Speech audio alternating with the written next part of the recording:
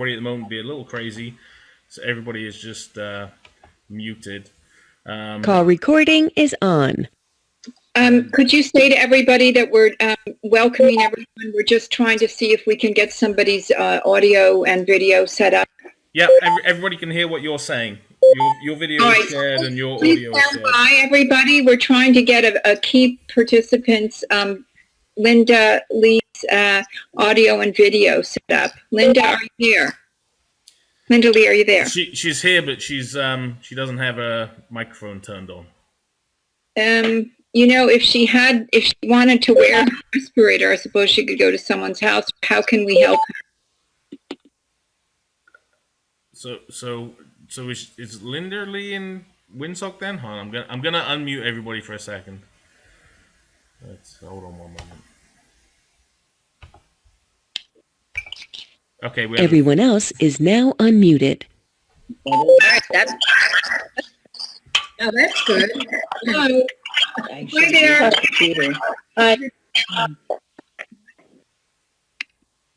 So the person that Teresa wants to share a screen is Linda Lee Lambert. But she doesn't seem to have audio working or video working. Here I am. Oh. You came in as somebody else? I should have put it here on my computer. Yeah. I can't see. I don't know if anybody can hear me. Okay. Do you have me? Anybody hear Chip? Yeah, we can hear you, Chip. All right, cool. I'm going to mute everybody again, because otherwise this is going to be... Well, if you're not speaking, can you mute yourself by clicking the microphone icon? All right. Everyone else is now muted. Everyone else is now unmuted. Linda Bird. Am I here? Can you see me? We can hear you. What are you connected as? Do you know?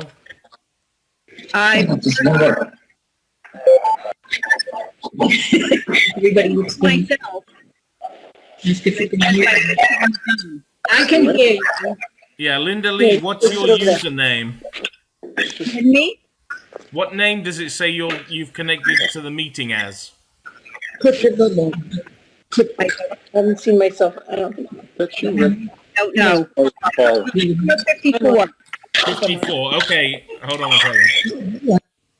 Everyone else is now muted.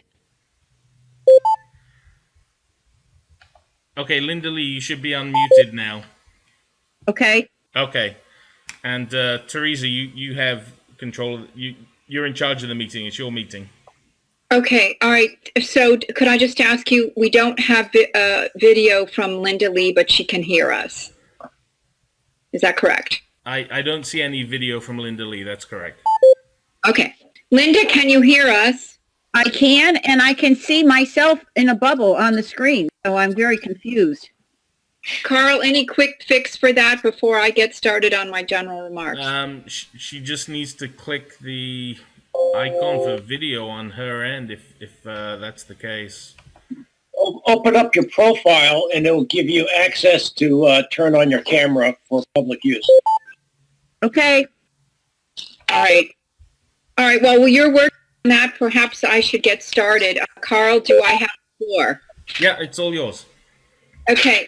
Greg, would you like to please say a word? Welcome. I just wanted to welcome everybody here. It's we got some strange times ahead of us, and this is all very important. So I hand it back to Teresa to conduct the meeting. Okay, well, greetings and salutations to everyone. And firstly, I want to just thank everybody for participating. I don't know everybody yet, but Carl is going to help us know who has been in on the call and who may want us to contact them as we move on. I just wanted to start, if I may, with a couple of general remarks besides my most sincere gratitude as a member of the healthcare community, but also as a member of the public.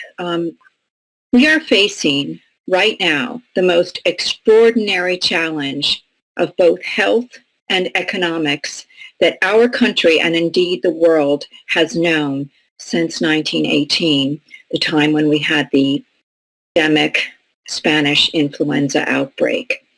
This actually may be worse because of the magnitude of our interrelationships in this world. We are facing challenges that we never thought would be possible in the United States and abroad. I'd like you to look at Italy as you think about this pandemic, because Italy really is the model for us in terms of where we're going. Unfortunately, according to my calculations, Italy will probably have 250,000 cases by the end of this month of infected persons. Healthcare people are dying there. And we just don't have anywhere in the world enough personal protective gear to make sure that those of us who are at the front lines and all the supporting staff behind us can stay protected. If healthcare workers cannot protect themselves, it's like sending military into battle without a tank, without a gun, without a bullet, without anything, without, rear support. So having said that, I wanted to do what other people are doing around the country. When I was a fellow in infectious disease, I started a sewing project in South Africa at a time in 2004 when we did not have medicine available for people who had HIV infection, and they were dying in front of us. And if they were able to get some money together to pay for their medicines, it oftentimes wasn't enough. So I started a sewing project. We made scrubs or uniforms, hospital uniforms out of African fabric. So this is something that really inspires me to get involved and use some of the other skills that I learned from my grandmother. So think about World War II, the greatest generation, and everything that they did to help us survive and get through such a challenging period. And that's why this is extraordinary, and your participating today is, I hope, going to be part of an extraordinary people's movement to help.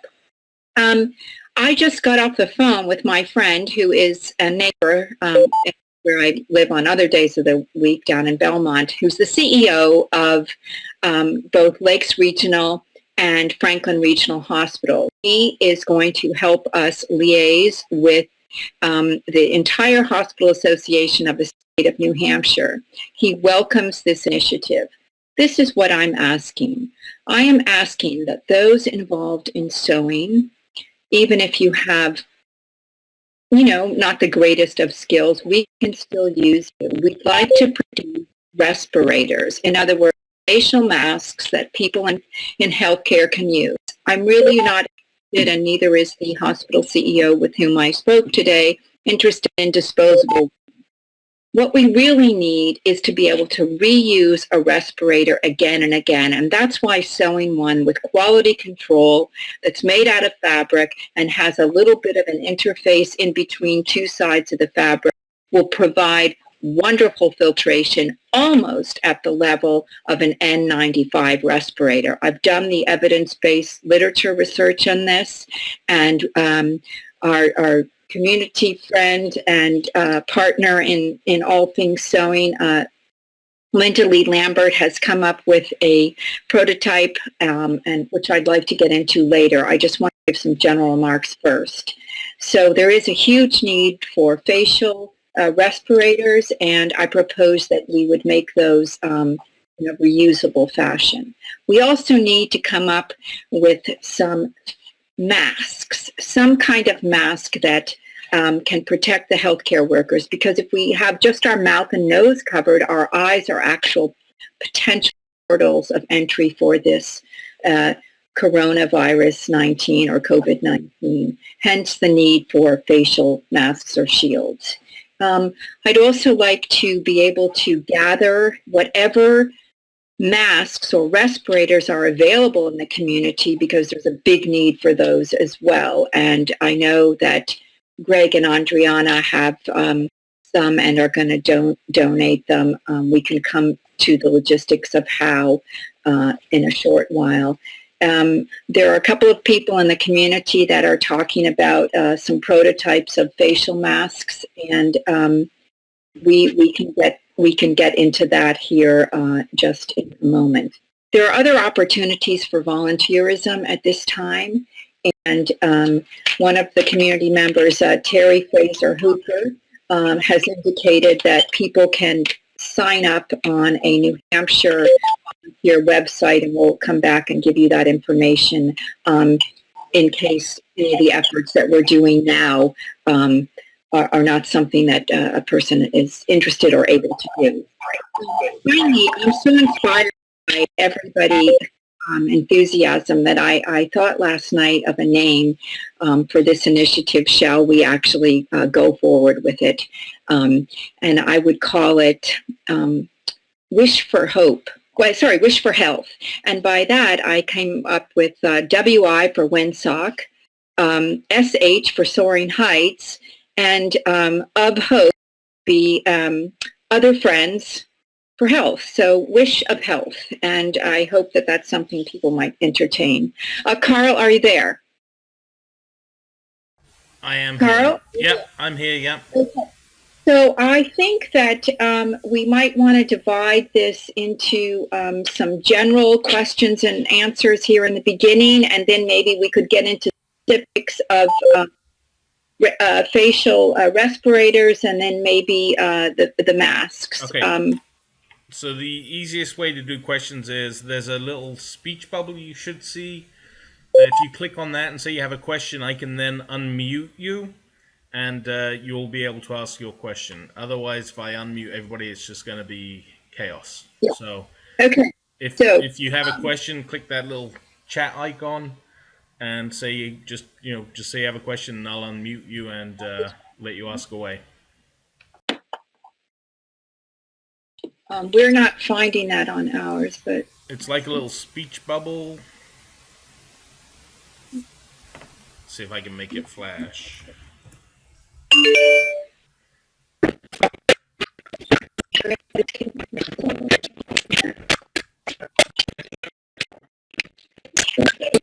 oh, okay, that's right. So I'll start.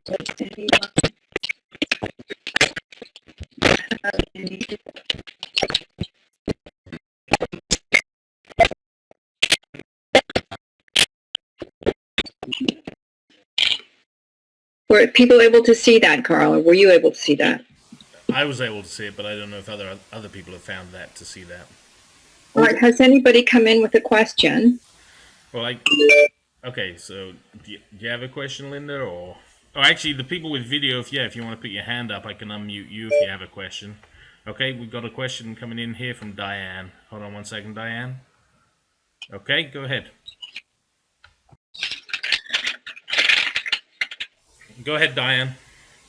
Right, when you give the directions and so forth for the type of masks that you want us to make, are you also going to tell us what kind of fabric to use and interfacing for that?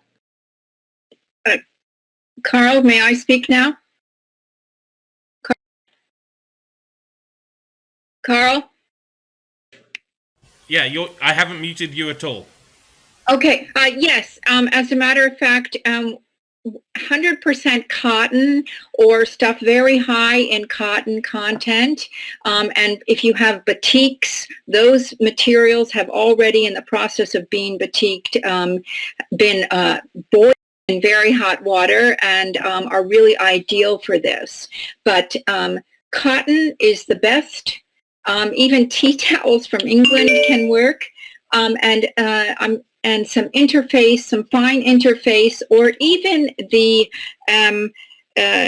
conditioner, fabric conditioner sheets that people use once laundering their clothes. You could use 2 of those together. If you have thin cotton that's finer than a standard quilting cotton, you might want to use a heavier interface, and I have an example. So here is an example of some batiks that I made, which are going to be really suited for this type of work because the cotton is very sturdy. So this is, and I've got this that I can give out. I don't know if people can see this, but it's essentially almost a very, very light facing. It was actually used as a moving blanket, and it doesn't have a lot of fiber meshwork, but it's just enough that if you have thin fabric, this could be placed in the middle of it. Any other questions? Thank you. Thank you. Thank you for doing this. It's my pleasure. I'm here to serve. Any other specific questions on masks? I don't know if Linda is able to, did Linda ever figure out her video? All right, let me show you a picture of Linda in this mask. We have a prototype. Oh, in front of that. Can you see these two pictures?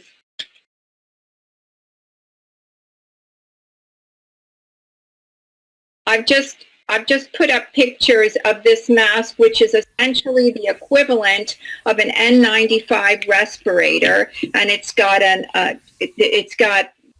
two pieces of fabric plus some facing in between. I really do not want to use elastic because they will not hold up, number one. A mask with elastic won't hold up as well in very hot water washings in the hospital setting. And elastic is now in very, very short supply. So we can't wait. We have to start now. So rather, I suggest using bias tape or not ribbons they're satiny because they could come undone, but grosgrain ribbon, or we could have people who aren't the best of seamstresses, but or tailors, just make strips of fabric that we could tie on. I hope that information is useful. And we are using a pattern actually that we adapted already. I see somebody has written in that Dartmouth has a pattern. We are happy to get online and research that. What do I mean by, I'm getting a question, what do I mean by a respirator and not a mask?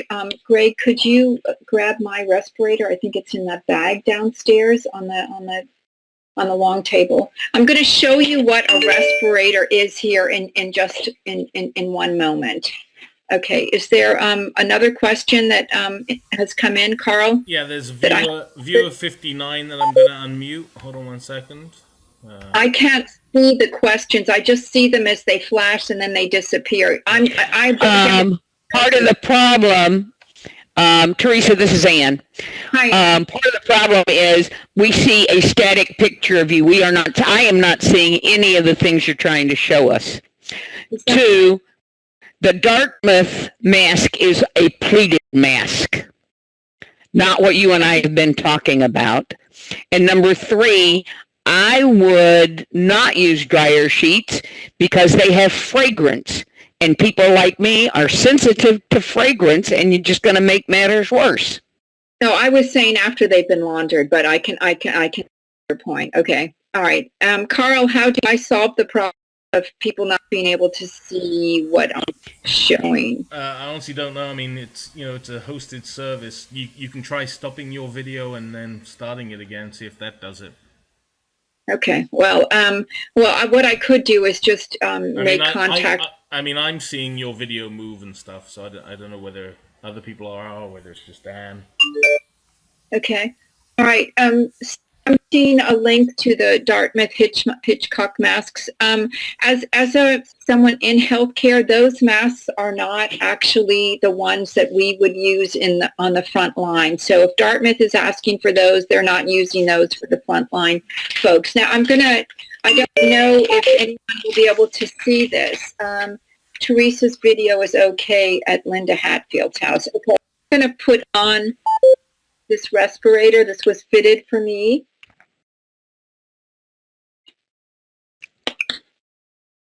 And I have one.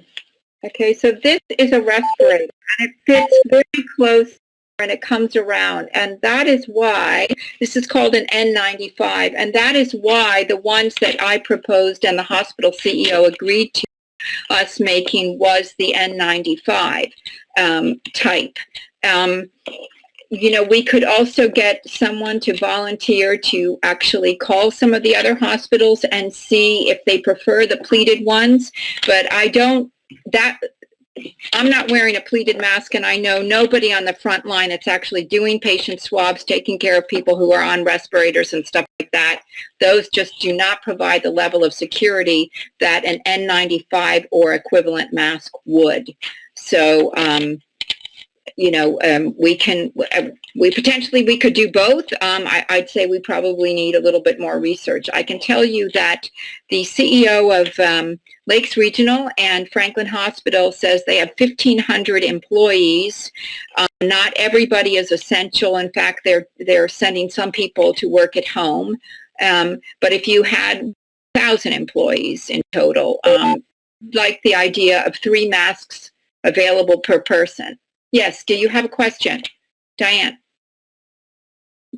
Can you allow Diane to talk, Carl? Yeah, she's unmuted now.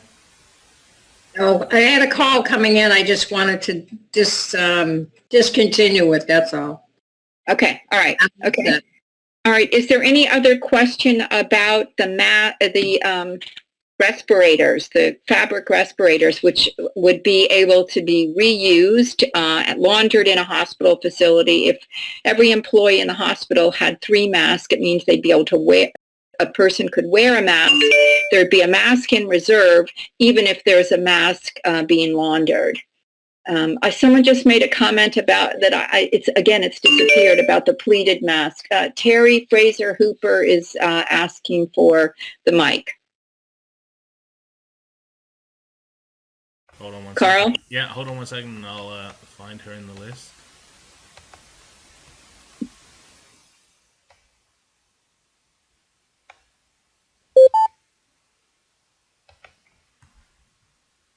Okay, go ahead, Terry.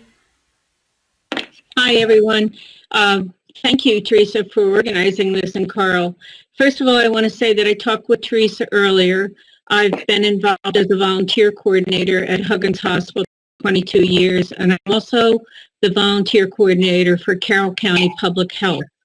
I did, after I talked to Teresa, reach out to 2 of our local hospitals, to people that would be contacts for the masks, and they would be interested in them. Also with overjackets, overcoats, and gowns and things like that. The masks should be 0.1 micron to prevent this virus from getting through them. They, it might, if you think of like a Gore-Tex or something like that, which we don't need to go with that type of material, but it would be similar to that. N95s are usually fit tested to clinical staff. So I'm not sure that we actually can make that type of a mask. They don't fit everyone. Obviously, if someone has facial hair or the structure of their face, it may not fit them. The staff, it would be the direct caregivers that are mostly going to use these type of masks. However, there are other people that might put them over their N95 and dispose of them or wash them as they go through. Because at this point, they are not able to change masks with every patient, which would be the preference, or even as they leave the room. They are going through their supplies. They are requesting, if anyone has N95, to please bring them in to the hospital. And also the fire departments. I contacted the head person that works with all the fire departments, and they would be interested. So I do think there's validity to doing this. My fear was that, we needed the hospitals to accept it. If they're approved, if they're approved by the New Hampshire Hospital Association, that's going to open the door to all of the hospitals and possibly the nursing homes. The nursing homes are under, like Genesis, they're owned by corporations, so it may not be as easy to get into them. But I have worked in emergency preparedness for 15 or more years. So anyway, thank you. Thank you. Carl, do I have the mic? Carl? Yeah, I never take the mic away from you, okay? Oh, okay, thank you. All right, sorry. Okay, The CEO of Lakes and Franklin said he will make the introductions to the New Hampshire Hospital Association for us. And he did actually welcome the idea of the respirators. We have talked about making 3 sizes, a small, medium, and large, for the N95 cloth respirators. And again, they can be laundered, and we would get around we would not be changing them with every patient. There probably isn't a need to. I mean, if we were able to produce tons of them, be great, but in the interim, this having 3 per person is a start, at least according to the hospital CEO that I've mentioned several times. It may be that we want to have 2 models, that we would do then, if that's what I'm hearing, the pleated masks, which are also pretty easy to make, and we can come up with a standardized pattern for that. I just really would recommend anybody who wants to help in the sewing effort, and there are actually some extra sewing machines available in the community, that we agree on a standardization based on evidence-based medicine. There were clinical research has been done on which masks are the top ones, and that's why the one that I've discussed with the cotton, made of cotton, has been found to be very, very close in equivalency to particle filtrations, even as small as the coronavirus. So, I think we're doing stuff that's science-based, and that's important.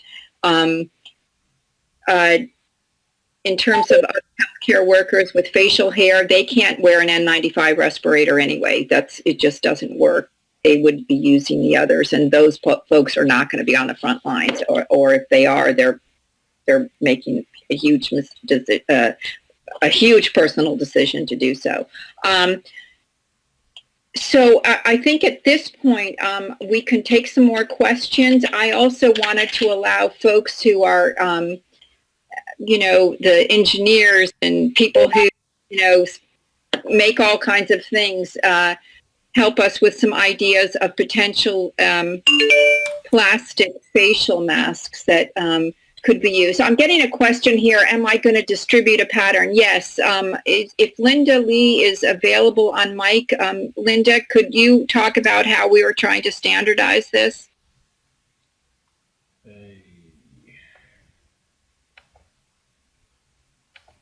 Linda?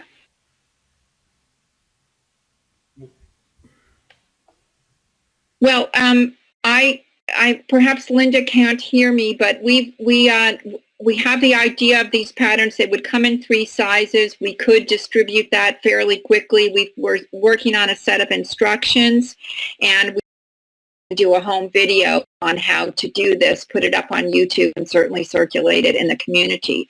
In addition, I have lots of fabric. If you're in this Windsock, Soaring Heights, or Tamworth area, I can drop fabric at your front door, but I think it's really important, and that's part of the reason why we're doing this meeting on the computer.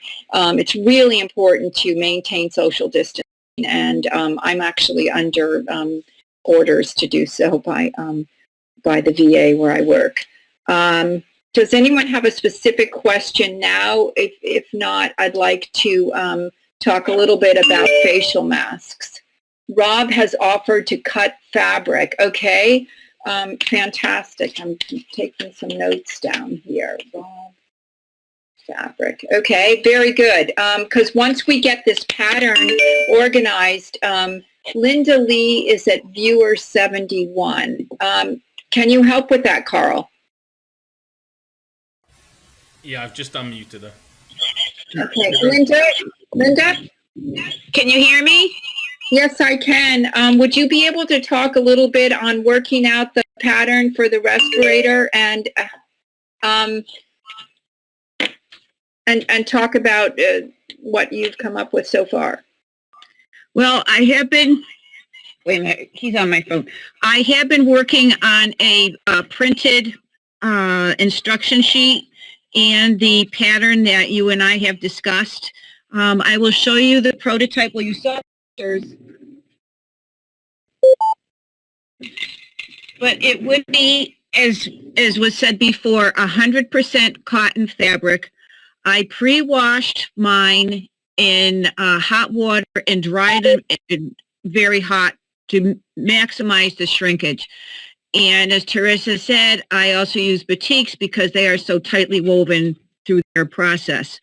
I have been using a very lightweight iron-on interfacing, and I have been laying it crosswise so to once again minimize any droplets or anything getting through. Okay? Yeah. We had discussed elastic, which many of the things on the internet has been saying, and you cannot find elastic anymore in many parts of New Hampshire. So we are making self-ties, and that worked very well. There are two different patterns. I have both of them. One is with the 3 pleats in it, and I also have the one that covers like an N95 mask. Right. And they go together very quickly. Yeah, Linda, I don't know if you heard the audio, but there is some concern that it might be a good idea to make both masks. I know, that's easy to do. It's just the pleated masks are not going to provide the protection that the other would. But maybe those you still with people that are not, at the front line of patients that are suspected COVID. I think a majority of the masks that are being made right now are the pleated masks. Yeah, and they're not as effective protection as the respirators are. Yeah. All right, so I'm thinking as next steps is I'm going to say my email, and I would welcome whoever is willing to sew and wants to get a copy of the pattern or patterns that we'd like to use. And again, I am not recommending that we use elastic even on the pleated version. We really need ties so that these will hold up for quite some time. We have to get away from the throwaway mentality. It is part of the reason why we're in the problem position we're in now. We've also got to think about manufacturing. We may not be able to count on manufacturing to come in so quickly. Every worker who's out there in close contact with another is putting himself or herself at risk. I could just say. So I'm asked. Teresa, there's a couple of questions that have come in. Okay. So the I first saw one came in. Could I answer that one quickly? Because I did see that one, and it was do a video. Yes, we are going to try and do a video. Definitely. Yeah, so the question before that was, do hospitals have blue light that can be used for masks? Yes, there is. I just read a report now in the New York Times that there is a hospital researcher, I can't remember what facility, that is going to apply the idea of UV light, and in that method perhaps be able to use the paper respirators again and again. But that's not universal at this time, and we need to think about where we are now, and we potentially can fill the need before others, and that's what I think is really important. We need to do stuff simply, low tech, in a manner that is reproducible and is reproducible in a consistent way. And Linda Lee just said she has the website for the pattern for the mask. Very good. So we can if I'm going to give my email now, and if folks wanted to email me or send me a text message, either one, yes, we'll post this. We'll probably end up making a Facebook page or a website. I don't know yet. I need to talk about what can come together quickly. We will post a video. We'll also share it with folks. I'm going to give you my email now and my phone number. So if you're interested in sewing, I'm asking that you can. Hey, yes, I can see you. Awesome. Okay, you're a little bit gray and white, but I can see you. Perhaps this is viewer 71, Linda Lee Lambert, who I'm gonna. Sorry. Okay. That better? Yes, it's a little bit better. I don't know if you can hold up the masks that you made. I showed a picture of them. And I am gray and white. There's not much you can do. Now we've got the picture. There, we've got the picture now. Very good. Okay. This is the mask I made using the batiks. The little curve in it for sewers, don't let that throw you. It goes together very easily. It's a 1/4 inch seam throughout. I've made some changes to the pattern that we use as far as how we attach the straps. And we are making these ourselves, but we could also use bias tape and sew that down. You know, we're trying to use as what we have. Any questions? I can model it. Yeah, and would you show them also the one that you made that's pleated, because there's been a call. So Linda is now going to model this, and we can make this in 3 sizes. So I'm not sure everybody can see this. I certainly can't see Linda. So and You can't see Linda. Diane's trying to say something. Let me try the blue side. No, it's because. No, I can't see it either. Yeah. Why, Carl, why is it I can and nobody else can? Yeah. Here, Juliet Barnes says she can see Linda with the mask. Yeah, I honestly don't know. You know. All right. Well, we'll make a video. We'll send you pictures. We'll do whatever we need to do. I think at this moment, what I'd like to do is give you my email and give you my phone. I would like you to text me. More people now are saying that they're able to see the mask that Linda is holding up. This is the pleated mask now. Okay? And this has, we discussed a nose clip, which would be more important for this mask than the other. And I have used, it's not pretty, but it may work, the plastic coated wire that you can tie your tomatoes up with. And I just zigzagged on top of it. And I put it through some paces, and it kind of stayed together okay. This is utilizing elastic. I don't know where there it is. So we're going to start making them rather with the fabric, but and this just, it's just like that. Right. So this is where some of the tinkerers and people who are engineer-minding, creative, more than myself, could come in. For that particular mask, I think it's going to be really important to have the support on the nose. There are some things like what Linda Lee mentioned that could be used. I also would favor the idea at the top of the mask, maybe having a little pocket where you could and take out, because these may give out.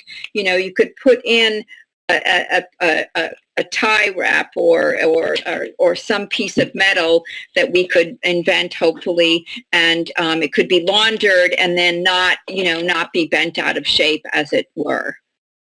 Can I just say that I found this one easier to make than the one with the pleats, and this fits me much more snugly than the pleated one. Right, because it's more secure with this one. Yeah, it's essentially a respirator, and it's what I absolutely favor. And normally, when you are fitted for an N95 respirator, this paper one that I'm showing you in front of my mouth, there are only 3 sizes or so of them. So if we make small, medium, and large, we do actually, we are quality controlling for people who'd be able to get fit tested, if you will, by either wearing a small, medium, or a large. I'm going to just turn here for a second to pull out a piece of metal that could potentially be a nose bridge. Hold on. And Linda Lee, you just appeared on my screen. I don't know if you appeared on the other people that couldn't see you. So you can show again if you want what you were showing. Oh, the respirator mask? Yes. Yeah. Yeah, so Linda Hatfield has said that, Linda. And I decided that I was not going to about matching my threads. I did make them reversible because I can't help myself, but it's more about getting them done and getting them done well. Someone did ask about the underwire bras, using the underwire, and I don't know if that would be, if it would stay for a clip. I don't know if it'll be malleable. I'm going to show folks here, if this is a coffee bag here, and at the top, there's a fastener that could be provided that folks could slip into their cloth mask to be able to fix it to the face. And this could be replaced easily. Or, you know, tinkerers, if you come up with another idea, that's great. Old-fashioned file folders that we used to have in the government, in the VA system, you know, where there would be, it would be up like this until you fasten your two whole papers down. This technically could be slipped into those masks and molded to the face.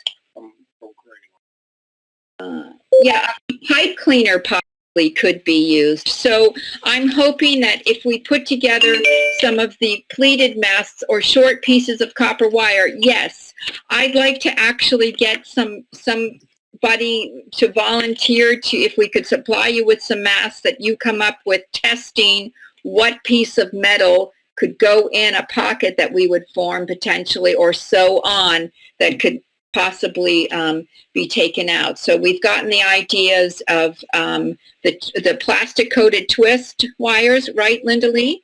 Yes. Plastic coated twist wires, these file clamps, coat pipe cleaners, copper wire. So we're going to do a little bit of testing on this. We'll do some beta tests and come back to you on that. Are there any questions or suggestions? And this isn't the last time we can all meet. We can do meetings of smaller groups of people. And I just wanted to put this out there that we have to start now because we're already behind the curve. Any other questions along these lines? Because if not, I want to mention a couple of other things. Yes, Diane. Carl, can you allow Diane to talk? I We can't. gotta make sure that the clamps for the nose are washable, because these are gonna be reusable, right? Right, and so, but here, we can solve that problem potentially by sewing on the pleated masks. Yes, I'm going to give my email address, sewing a little tube, if you will, like a flat piece that you could tuck it, pull it in, Okay. yeah, in and out. Let me give my, Bob Postel has a comment. Let me just give my email and text and my phone number so people can either email me or text message me if you're interested in joining the sewing group, or if you want to help us further refine some of the things we're talking about. So my name is Teresa Smith de Sharif, and my email will show what a dinosaur I am. It's TSDECHERI@AOL.com. That's T as in Teresa, S for Smith, D as in David, E as in Edward, C as in Charlie, H as in Harry, E as in Edward, R as in Rome, I as in Italy, F as in France. Teresa Smith de Sharif, TS de Sharif @AOL.com. Yes, thank you for typing it. And my phone number where you could text me or call is 786-942-1792. Plastic coated speaker wire is now another concept. Is that malleable? We'll have to check that. I'm writing it down. Plastic coated wire. Okay. Very good. If without objection, if there is so, please do say so. But I'd like to also talk now about some facial masks. And but I think Bob wanted to talk. Bob? Are you guys able to hear me? I can hear you. I can't see you, but I can hear you. Yeah, my computer's video thingy is broken. I just wanted to comment that The material we might use as a stiffener for the bridge of the nose and across the cheeks. The design of the mask would affect the choice of material. The example I'll give is if it's permanently installed inside the mask, you couldn't use a soft, malleable steel because it would rust in there and make a mess in short order once it's been cleaned a time or two. But if it was a permanently enclosed thing, we could use something like dead soft aluminum rapidly, whereas a removable one, we would be stuck with having to make the replaceable insert consistent size, but we'd be able to wash it no matter what the stiffener was and then reinstall the thing.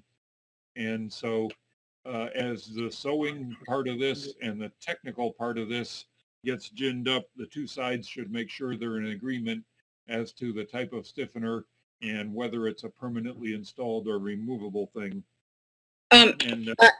Carl, may I speak? The Carl, other am thing I I on? brought is just by reason of explanation for the folks that are wondering why not elastic. Hospitals sterilize stuff with autoclaves, get up to insane temperatures. They're like monster pressure cookers, very high temperatures, very intense. And the elastic, basically, strips are just elastic bands enclosed in woven fabric, and the rubber that's in that elastic band would break down in no time flat. And Right. You're absolutely right, Bob. We are not going to use elastic. And Bob, what we were mentioning, at least for the pleated mask, on the respirator design that we've come up with, we do not think that we need to put a piece of metal across the nose bridge. But if for the pleated variety, and we're going to, I'm counting on some support for testing this out. If we made a little sort of pocket, it's not a pocket, but like a tube where you could just slide it in and out, then it would be able to be washed. And in fact, the metal part of it could be autoclaved actually, but not, not at the same time. Okay, well, I'm no good at sewing, but if you want to put me on a list of people that are willing to play around with a bridge reinforcement, call it what you will, the malleable strip, put me on the list. Okay, very good. So, Teresa, we have a comment from Mary down in Florida. Here. She says, if you need supplies that can't be found in New Hampshire, please let her know and they will look in Florida. Oh, that is wonderful. Thank you very much, Mary, and hi to you in my native state.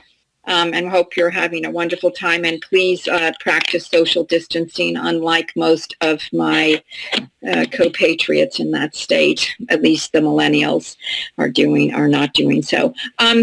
Could I talk a little bit, please, now, if I may? And we can always jump back to other things if we need to. But I wanted to talk about plastic facial shields, because I think there's a role here for doing possibly a part of a plastic facial shield could be reusable,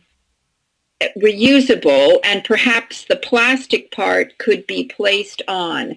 Let me show some ideas.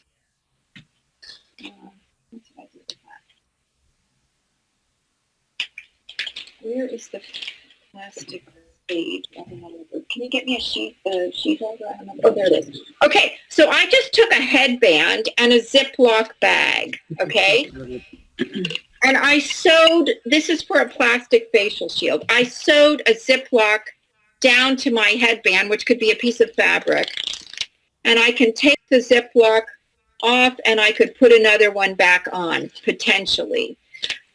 This was just an idea. I actually don't think it's a great idea because I can't find Ziploc bags that are as translucent as they should be. But it's just for people to start thinking. Another idea that I had, and I'm not that keen on it, but this is a possibility. Again, paper clips sewn onto a piece of fabric. You can take any plastic that you find, put the paper clip on. Those are page protectors. Yeah, these are page protectors. You can paper clip it on. Oh, for God's sake, can I get some help here from somebody who's more of an engineer than I am? Can you? I had 3 on there, but I might have lost one. Rotate this around. Okay, go ahead, rotate away. So here's a very simple idea. You can also, page protectors have little, could you get me one that's not cut? They have little, places to put them in a binder, and that actually, if you sewed 3 fasteners on here, they could be clipped on. And for the healthcare worker that might be nervous on a shift, you could actually take a piece of tape and put it straight across. So the thing that I was saying, if you have your page protector with 3 holes here, you could take 3 fasteners and just click them right on and put a tape across if you feel like this isn't adequate. But this would then cover both your respirator and your eyes. Walt in the community sent us a design. Do you have that? That could be used as well. Let me take this headband off. And so I'm getting a question on, are the page protectors translucent enough? Yes, they are when it's just one copy. This didn't seem as transparent, translucent when it was the 2 together. But this is just the one, and these are translucent enough. Let me show you something else for your food for thought. These are bags here that blankets come in, so these could be used and somehow fastened on. Part of this plastic could be fastened onto a piece of fabric or something. There are also some pictures online of hospital workers taking some foam, curving it around here, and attaching plastic to that. Those are other things that can be done. We should come up with some kind of a model that's low-tech, reproducible, or at least some of the parts could be interchangeable from what we have available, and maybe interchangeable parts with all kinds of things. So I'm putting that out there. Clear plastic table covers is coming in as a suggestion. Absolutely. Shower curtains. So I'm putting it out there. Carl, are there comments coming in? Nothing that you haven't seen. Okay.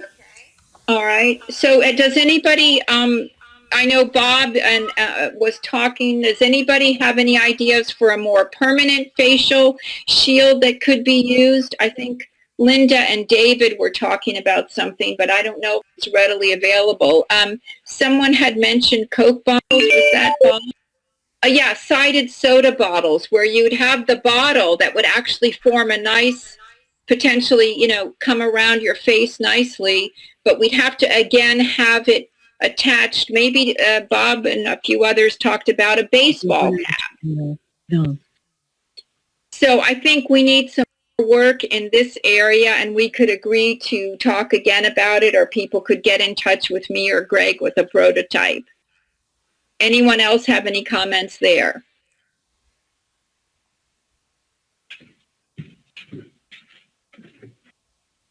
And maybe Linda Lee or Diane or somebody, perhaps we could come up with, just sewing a band and then attaching with the 3 hooks. Bob and Pat are saying a baseball cap. Could you read that, Carl? Because it's disappeared. A baseball cap.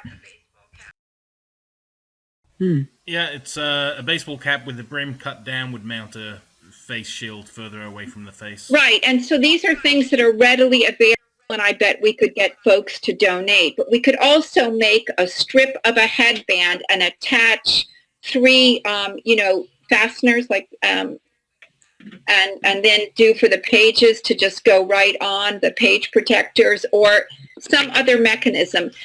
Please keep in mind, if we're going to have some interchangeable parts, like just replacing the plastic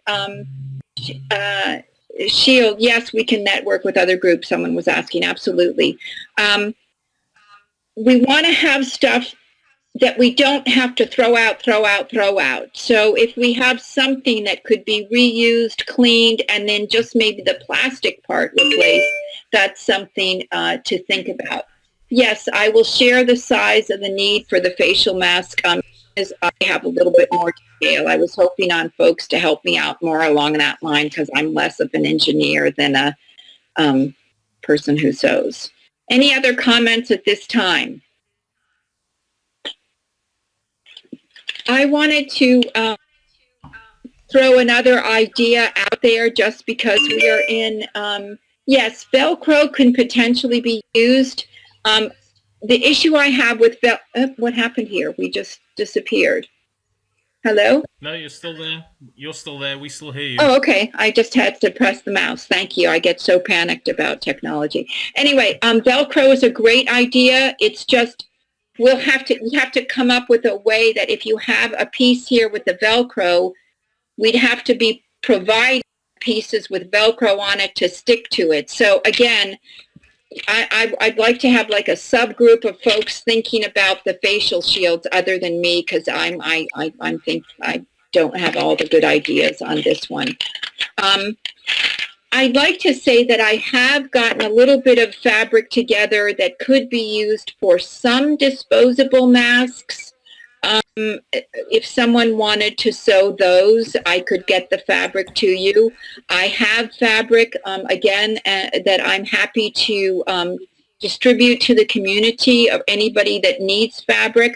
Linda Lee, you said you had 2 extra sewing machines, I think? do. Yeah. I do. So, And would elastic be useful for the throwaway face masks? I don't see why not. You know, I don't see why not. I'm not really too interested in the throwaway stuff, but given that I have some materials for that, and I think that we could make throwaway masks out of the shopping bags that we get for reusing shopping bags made out of that kind of material. I think that is the material that could work as well. And again, it wouldn't be for frontline people. It would be for your cleaners in the hospital, stuff like that, people who are potentially exposed but aren't going to be right up in the face of a person who's has COVID-19. Any other comments or questions at this time? Okay, elastic already cut for masks, that would be great. We could use those again for ones that we are thinking would be for just a temporary disposable use. And I think that there's a role for this for some people in the hospital and clinic setting, etc. So I was thinking of next steps, and I'd really like to encourage folks to either call or text or email me or Greg to let me know what your interest might be, what you need, and if we can get you our suggested pattern if you're going to be sewing, and if you might consider joining a subgroup of folks who'd be trying to come up with a prototype for the plastic face shield. And lastly, I think there's a role for people who are organizers that could help us liaise with other folks that want to help and maybe don't have the skills to sew or the skills to make a facial mask. A Girl Scout troop has some of its volunteers that might be interested might be interested in helping. And again, these are things that people can do, you know, individually. Once we collect masks, we're going to need people to ship them out. And I can't read the last message. My thoughts were to focus. So viewer 71, which I think is Linda, said concentrate on the N95 masks and face shields. There are lots of people making the pleated ones. Well, I agree. I think that we could, you know, this is why I came up with the idea. It's evidence-based. We can come up with a product that is going to protect our folks. And if we were able to get enough people to join, you know, Wish of Health, I'd love to call this effort, then, you know, we can provide the maximal amount of protection in a capacity that's reusable. And so our efforts, we aren't spinning our wheels. I mean, how long can we produce stuff out of materials that are going to be thrown away? You know, that in this setting, that is not the model, I would argue. So because though we need some of the facial masks, we could put together a subgroup on that, and I would welcome your input. And if there are people who are organizers that help us liaise with other groups and help us liaise with specific contacts at hospitals, nursing homes, and the like, or even beyond this state, my goal would be providing reusable respirators and facial masks to every hospital in the state of New Hampshire. And if we become such a great resource that's, you know, evidence-based, quality controlled, consistently producing the same thing, then, you know, we can be a model for others, and maybe we can help other areas where there are not as many folks available with the skill set that is so obviously here in our community. So anybody who's an organizer, would you please reach out to me, because I need help. You know, I'm constantly making lists, and I need help to help make this successful.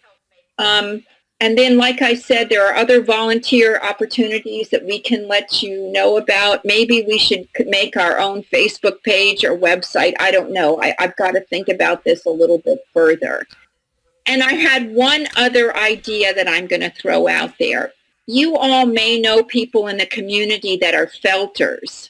You know, people who felt could potentially make molded respirators that are size-based that could really work just because of the nature of felting from, you know, real fiber from sheep, goats, and the like. So that I would be happy if somebody in the felting community got in touch with me, because I think that that's another potential usable source. And finally, back in the day, people used to make paper, and it was very thick paper, and it would be made from recycling, you know, tearing up old paper and newspaper. So if anybody that is into paper making, this is also your opportunity potentially to make masks. So having said that, I would entertain any final questions, and then I'm going to tell you my last little spiel. Any questions? Carl, anything coming in? Okay, let me end by this. I listened as a child to my grandparents, and I learned recycling, repurposing, reusing from them.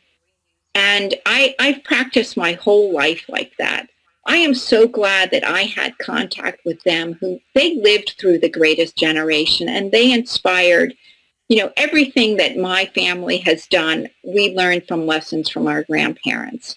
And I would like to say that if we honor the wisdom of those who came before us with the skill sets that we have now, we are helping honoring people who served our nation so valiantly years ago, and we can join their ranks in serving our community and helping ensure that the United States of America and all of the people that live within its boundaries can make it through a challenging time, and we can inspire others to be their best selves by working together. And so having said that, I want to tell you that even if I weren't a doctor, I would be thanking you from the bottom of my heart for your energy, enthusiasm, and ideas.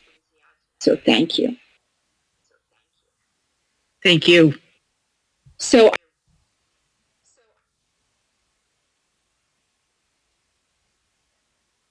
I've lost you.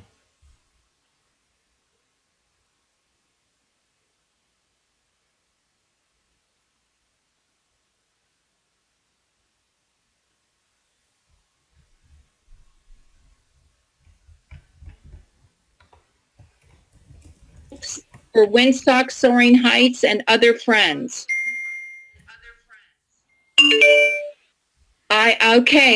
You're welcome to send your votes in. I hope it's a name that we could use. And once again, I want to thank you very much.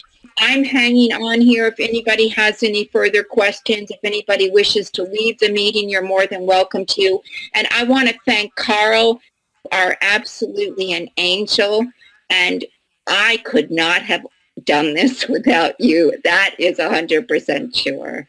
So thank you. I'm so analog, and thank you for your talents.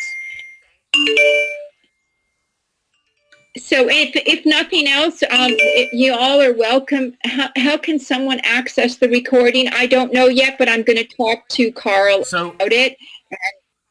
So once the recording is completed, I'll send Bob the URL and he can send Very it out good. to people. And Carl, would it be possible that you could help us if we make a video on how to do this and how to contact us, that you could help us get this online? I mean, we need to, I think, come up with a site for this initiative. Well, what you can do is you can very easily either just put it on the Windsock Facebook page, or you can create a Facebook page and then share that page on through Bob or through the Windsock Facebook page. And we can also put it on the Windsock website if needed. Okay, that's really cool. I suppose the officers would need to be asked or something, just so that we make everything legit. But you know, I'm going to hang on for a few more minutes if anybody has any more questions. Okay, I'm going to unmute everybody then. So if you aren't going to ask a question, you can mute yourselves. But it's going to get noisy. Everyone else is now unmuted. And I was going to going to say, the sooner we get the pattern that you want for the N95s, the sooner we can get going on that. Yes, Linda Lee? I can type that right now in the message box. Okay. Kill them. They go back 100%. Okay. And this is the site for the pattern. Is this the one you updated though, Linda? Yes. So you've already, sorry? Yeah. People could go in and download it, make the copies of it, and then by the time they do that, I will have some basic instructions as to what to do. Okay, with your modification. Is that what you're saying? Yeah.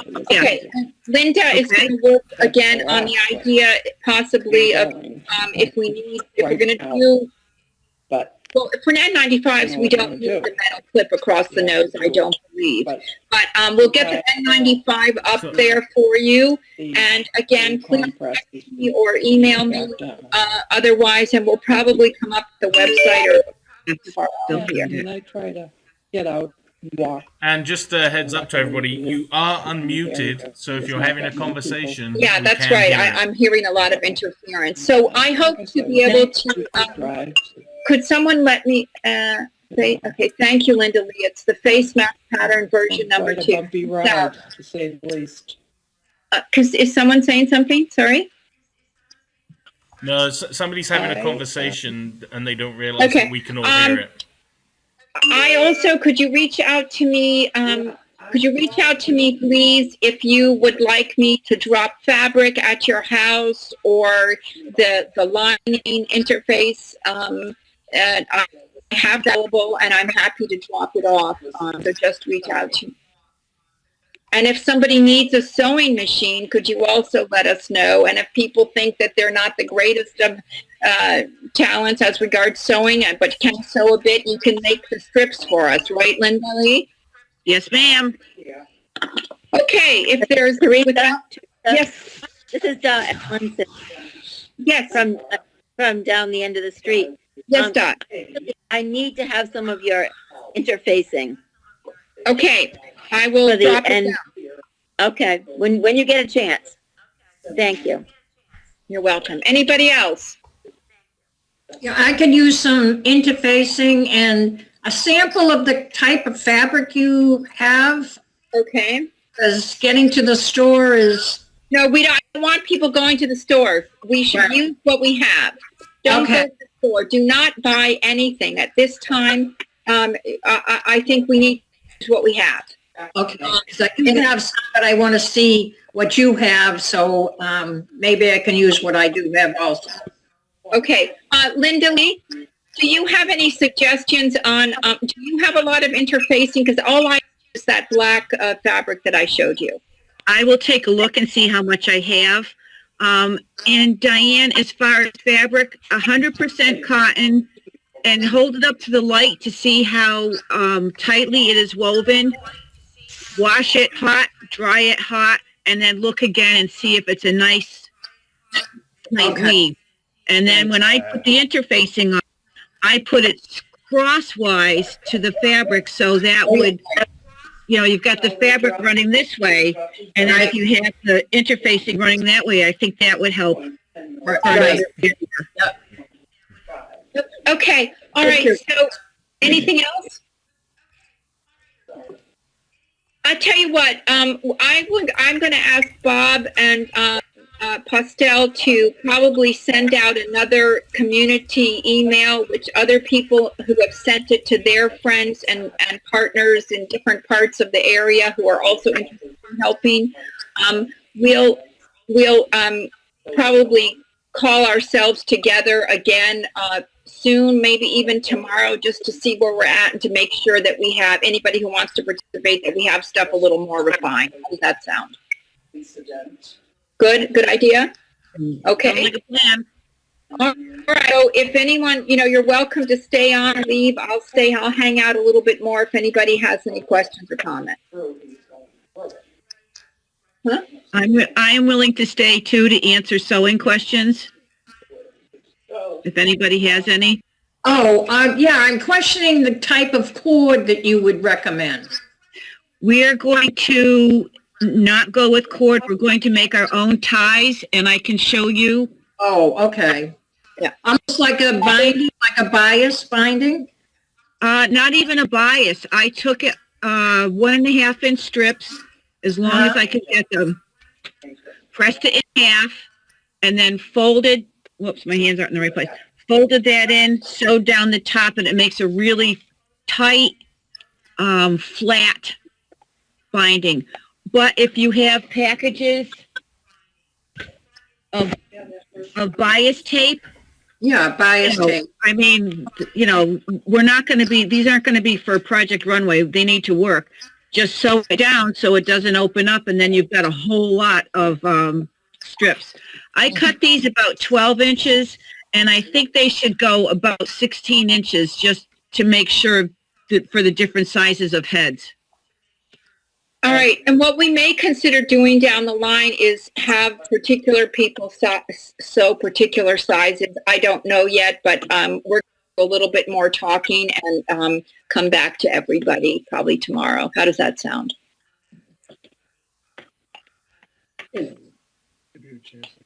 Good? Good. Yeah. All right, so if nobody has any more questions for me, I did not have any lunch and I'm starving, so I'm probably going to leave the meeting. Thanks, Teresa.